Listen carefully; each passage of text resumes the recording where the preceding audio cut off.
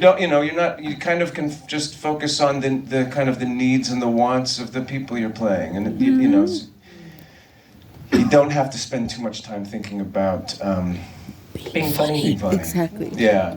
No, cause you get to play make believe and believe in this story, and it's very, very gratifying.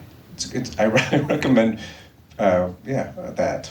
Each of you have, I know this is really, it's not niche, but it's been a second since. You can ask a niche question. No. I was actually going to ask if you had kind of one of those favorite lines, because when I was just thinking about the finale, I think, obviously the screaming, the F word in the workplace is pretty fantastic. But then there's also a line as you're leaping onto the stage where you're saying the thing about the ushers. You're like, that's where you sit on your ticket. Yeah, the usher. Whatever it is you do, or something, I don't know. I don't remember the line. But do you have one that like you think about that you're like, that came up to me the other day, that made me laugh?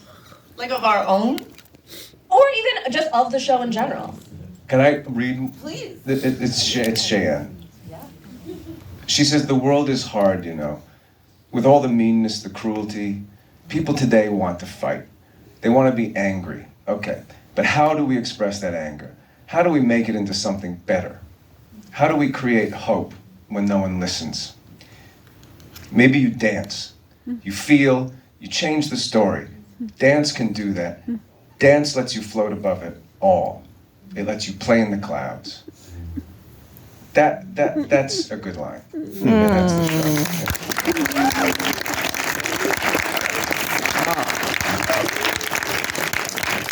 I like when she made dolphin noises.